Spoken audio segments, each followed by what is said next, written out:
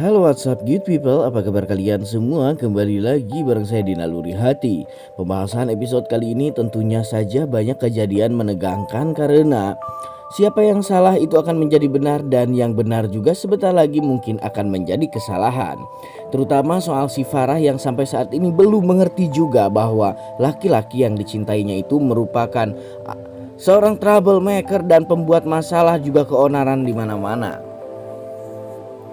Bagaimana tidak, saking bucinnya si Farah mendengar si pembunuh atau si psikopat Gilang itu masuk penjara, dia langsung histeris dan kemasukan jin. Dan juga lanjut bagaimana kelangsungan hubungan antara Zain dan juga Dinda yang sekarang mungkin si Dinda sudah tidak mau lagi bertemu dengan Zain. Alasannya katanya dia menjaga perasaannya si Sandy yang selama ini cemburu jikalau dia berdekatan dengan Zain. Terus apa nasib kontrak kerja perusahaan antara Zitel dan Dinda Finance dong kalau memang Dinda dan juga Zain sudah tidak boleh ketemu lagi. Kalau dipikir-pikir si Sandy juga memang udah seperti si Farah ya guys, agak sedikit overprotective gitulah, tapi ya sedikit menjijikan juga sih. Ya sudahlah, tapi mau apa lagi dikata memang semuanya sudah terjadi seperti ini dan ada Zain yang harus tetap tabah dan merelakan kalau sekarang Dinda sudah tidak mungkin dimilikinya lagi. Kesadaran itulah yang mendapat dukungan dari Bu Hanum juga, yang mana memang Bu Hanum sudah sedari lama ingin Zain melupakan Dinda untuk selamanya karena sudah dirasa tidak mungkin lagi Dinda akan bisa dimiliki oleh Zain. Dan cinta tak harus memiliki, itulah istilah dan pepatah yang dipegang teguh oleh Bu Hanum selama ini, dan itu juga yang mencoba Bu Hanum untuk memberi pengertian kepada Zain agar Zain tidak mengalami depresi yang berat seperti si bucin parah untuk si psikopat Gilang. Oke guys, kita absen dulu ya. Kalian para penggemar sinetron Naluri Hati dari mana saja, silahkan tuliskan nama daerah asal kalian di kolom komentar agar supaya kita selaku fans dan juga penggemar sinetron Naluri Hati dapat saling bersilaturahmi satu sama lain di sini. Serta ini juga akan menjadi sebuah bentuk dukungan kita untuk sinetron Naluri Hati dengan episodenya yang lebih panjang lagi dan senantiasa menghibur kita di rumah. Namun sebelum lanjut juga menonton video dan ulasan alur ceritanya yang kian hari kian seru untuk disaksikan. Bagi kalian yang baru bergabung dan menemukan channel ini, silahkan tekan tombol subscribe. Aktifkan juga lonceng notifikasinya agar kalian tidak ketinggalan video dan info-info menarik seputar persinetronan Indonesia yang saat ini sedang kalian gandrungi. Dan mari kita masuk ke pembahasannya everybody. Scene dimulai ketika ada obrolan antara Sandy dan juga Dinda. Di sini Dinda memang memohon maaf atas semua kejadian di kafe sebelum detik-detik para fans menghujat si Sandy. Di sini Dinda memang merasa bersalah atas apa yang dia lakukan. Memang semua ini sebetulnya adalah ulah Zain, tapi Dinda lah juga orang yang pertama kali mengajak Zain untuk makan bersama di kafe tersebut. Hingga pada akhirnya terjadilah kejadian yang tidak diinginkan oleh Sandy. Dan Sandy hari ini harus menanggung karmanya karena dia harus kehilangan banyak penggemarnya karena dituduh melakukan pembohongan publik lah, melakukan sandiwara konspirasi segala macam lah. Tapi Sandy katanya dia bisa menerima dan dia pun sudah siap kehilangan segalanya asal jangan kehilangan si Dinda katanya. Cia. Nah di sini juga Sandy hendak memeluk si Dinda, namun si Dinda sepertinya belum mau diapa-apakan oleh si Sandy karena rasa kecewa.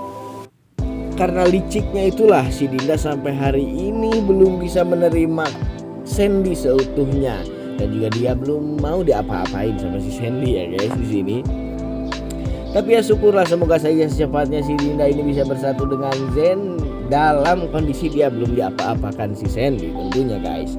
Dan di scene adegan lain di 4 penjuru mata angin ada si Zain yang sedang bercanda ria bersama si Rian. Di sini datanglah Bu Hanum yang mengajak mereka untuk berbincang-bincang. Akhirnya Zain pun meninggalkan si Rian dan juga menghampiri Bu Hanum, dan Zain dikagetkan dengan kedatangan sebuah paket di sini guys. Paket itu yang tak lain dan tak bukan adalah berisikan handphone dan juga dompet Zain yang pernah hilang di rumahnya Ibu Imas.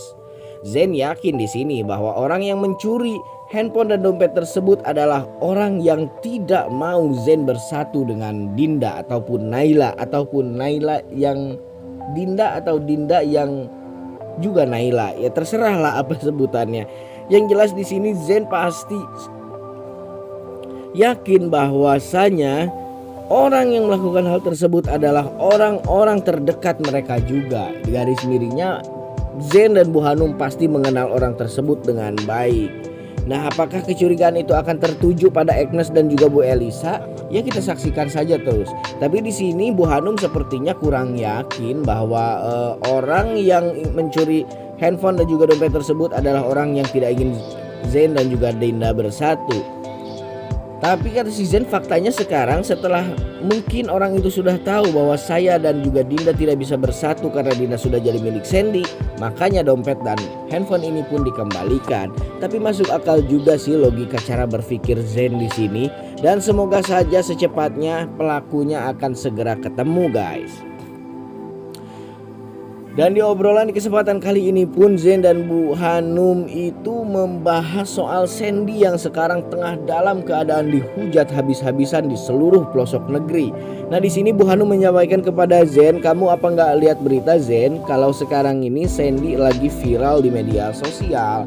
Nah Zen pun langsung tertegun dan duduk merunduk, menyadari kesalahannya bahwa itu semua memang kesalahannya. Bu Hanum heran kenapa ini menjadi salah kamu. Zen pun menceritakan kejadiannya detailnya satu demi satu kepada Bu Hanum, yang hingga pada akhirnya Zen mungkin saja akan meminta maaf kepada Sandy karena apa yang sudah dia lakukan itu sudah sangat fatal dan kelewatan batas.